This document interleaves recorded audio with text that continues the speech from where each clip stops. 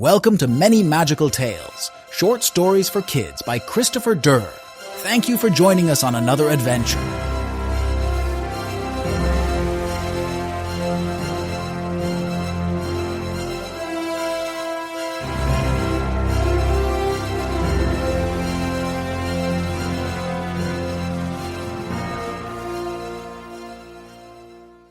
Greetings, I'm Atlas Gray, a 14-year-old on a momentous mission from Earth. I'm the sole awakened human on the starship Odyssey, accompanied only by Cosmo, our slightly needy yet loyal android, and the ship's computer, Athena. We have a job to guide the ship safely to our destination while everyone else is in hypersleep.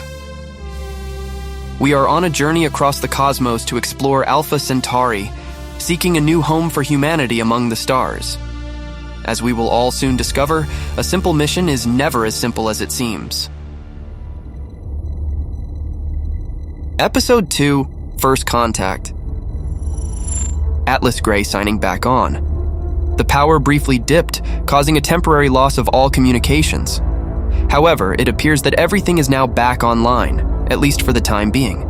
The ship is still stationed just outside the Odyssey.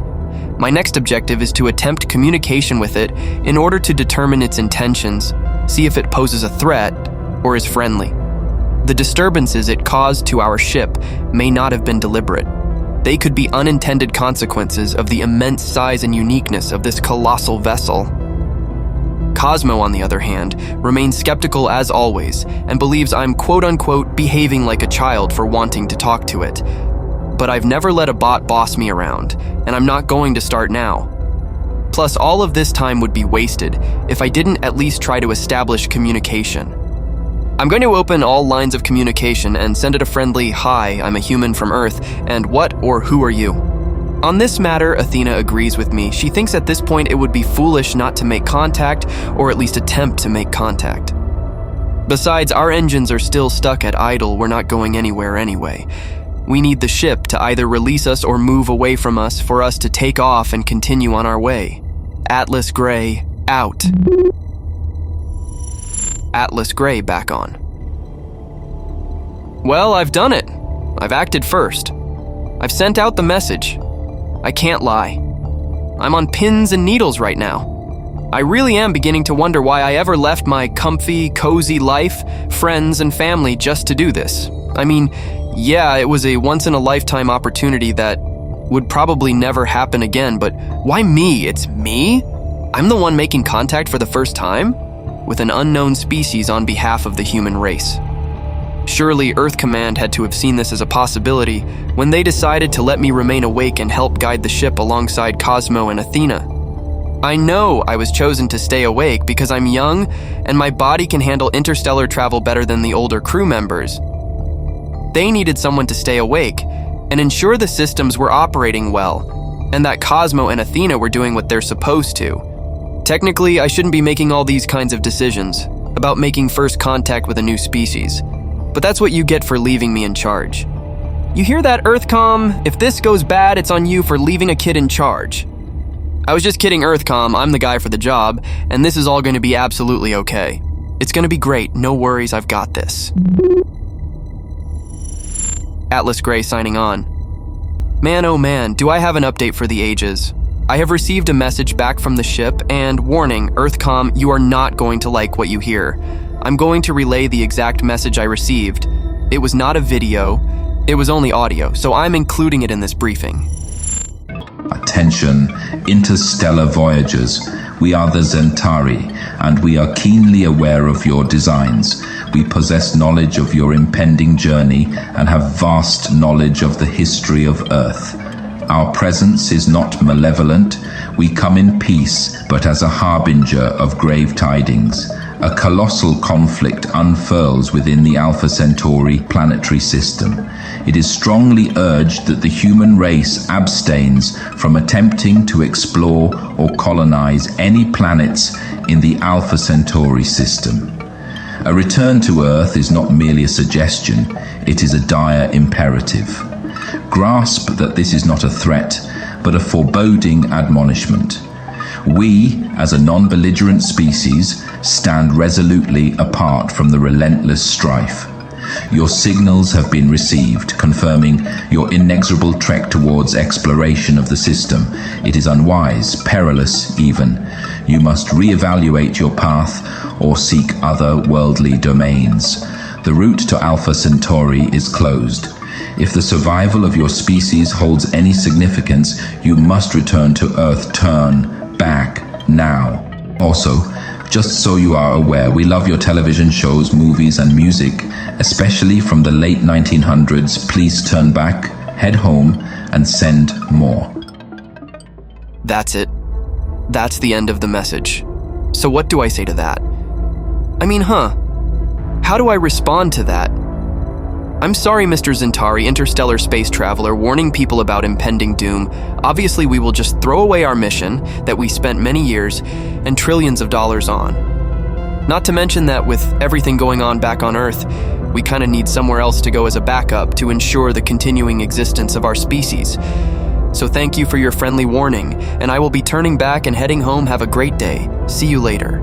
Like really, what on earth am I going to say to them? And if I lie and say that we will return and then I still head forward, well, obviously they're going to know. They have far more advanced technology than we do, and they probably have the capability of annihilating us from existence. Though it doesn't seem like they want to do that. To be honest with you, I'm not quite sure my next course of action. I'm going to talk with Athena and Cosmo and think about this. Atlas, out. Atlas Gray, signing on. So, we've discussed our plan, and I'm leaning towards sending another message. Maybe something like, could you please provide more details, or are you open to direct communication? Of course, I can't promise to turn back. That's a decision for the captain in deep hypersleep or Earthcom's top brass. Since none of you are here to assist us, it's up to Cosmo, Athena, and me to navigate this situation. On the bright side, they seem to enjoy our TV shows from the late 1900s. I wonder which ones they were watching, probably the X-Files, if I had to place a bet. Maybe I should start by asking them about their favorite movies from the 1990s. It's incredible when you think about it. An extraterrestrial from another solar system is telling me they like our movies and TV shows. Truth is indeed stranger than fiction. I'm going to send them a message. Atlas out. Well, they've sent back a short message stating that they cannot engage in an open dialogue with me through the communication system on the ships. I'm not sure why, but I won't keep pressing the issue. They've extended an invitation for me to board their ship for face-to-face communication. Cosmo thinks I would be completely out to lunch if I did that, and, in fact, he refuses to allow me to do so. For once, I completely agree with Data Jr. There is no way I'm going onto that ship. I'm sending a message informing them that I am unable to do so. Cosmo has agreed to go in my stead. I don't particularly like this idea, but it seems like our only option. Cosmo will serve as my ambassador. He will explain our situation, gather as much detail as he can, and return to provide a report. Atlas Gray signing back on. And now, we wait. Cosmo has taken one of the Odyssey's pods and is now aboard the Zentari ship. He is tasked with recording everything that happens. All we, the ship and I, have to do is sit back, wait, and hold our breaths. I'm starving, but I can't go make food and leave the bridge, not while he's over there. We both give each other a hard time, and he is sometimes a pain in my backside, but he's my best friend out here, and I am worried. I probably should not have let him go in my place. People talk about machines being replaceable, but some machines aren't. Some machines are more than just nuts and bolts. They are self-aware. But please, never let C-3PO find out I said that about him. Starting to wonder if this is a good idea. I don't mean coming on this ship on this trip. I mean in general, heading to Alpha Centauri. There were other options. We've colonized the Moon, Mars, Europa, Ganymede, and Titan around Saturn. We have backup plans, sure. If something were to happen to our sun, or the entire system was attacked, it would be the end.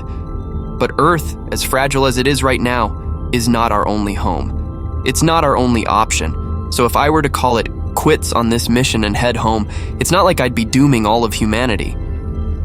Either way, there's no way I'd ever make that decision without waking up the crew, so don't worry. Also, there are other ships.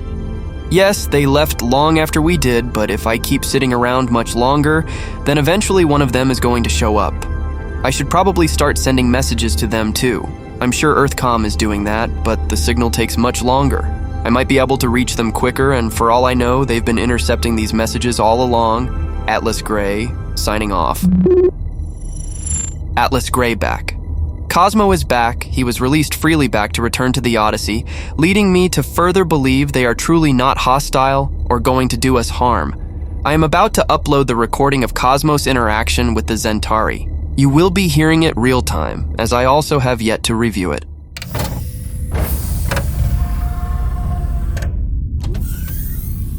Greetings, I am Cosmo, sentient android representing Atlas Gray and the Starship Odyssey. Greetings, android. Welcome to the Zentari vessel. This is quite an extraordinary place. Your ship's interior is unlike anything we've ever encountered. Can you share more about your kind? We are no longer part of the Alpha Centauri planetary system due to an ongoing conflict there. We are ship-bound and guardians of the system. We travel between systems and intercept those heading to the system to save them from a grave mistake. We have concerns about your journey. I see.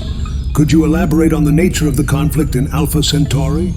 The conflict is complex and destructive. We left to avoid it. We advise you not to proceed with your mission to Alpha Centauri. It is not safe for you or anyone. Thank you for your concern. I will relay this message to my crewmates.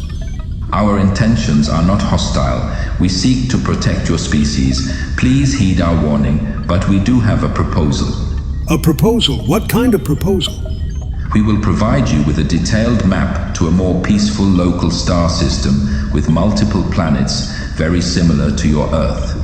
They are not yet inhabited by anything but the local fauna and wildlife. It is a more ideal destination for the humans' mission and goals. That sounds too good to be true. And what would you expect in return? In return, we want a complete copy of all media on your ship, all human entertainment, every movie, television show, and music that your ship's library and its crew brought on this long journey.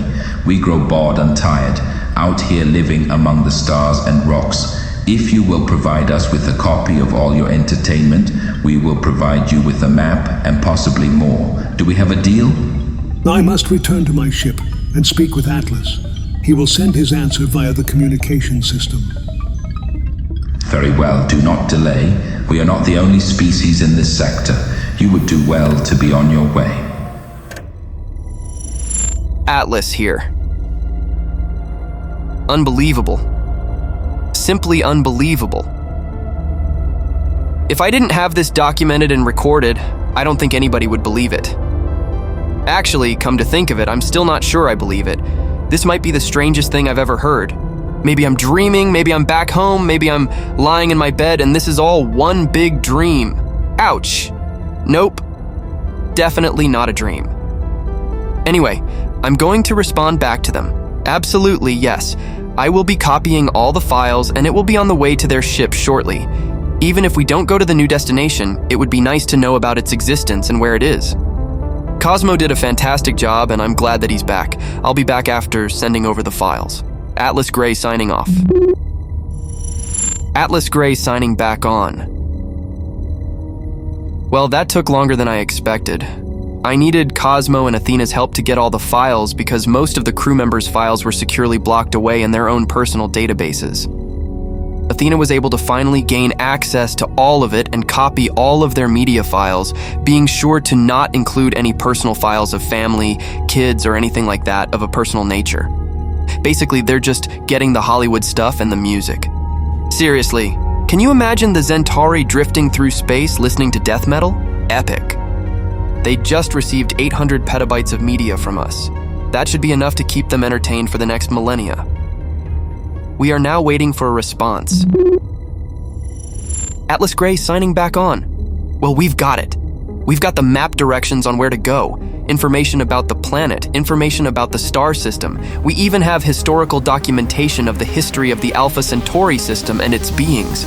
We have blueprints for new types of ships and engines. They have given us a wealth of information that would have taken us thousands of years to get. We got all of that in exchange for movies and music. They get the Lord of the Rings trilogy. We get blueprints on how to navigate through a wormhole. Incredible. It would take a team of hundreds of people a decade to comb through the information I just received. As soon as all the information was loaded into the Odyssey system, the Zentari ship took off in the blink of an eye, not so much as a goodbye. Just wow. The next step, wake up the captain. Atlas Gray signing off.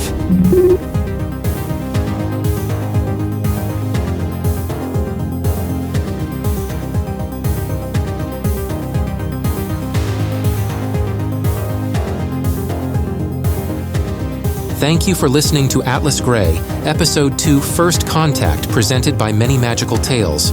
Written and produced by Christopher Durr.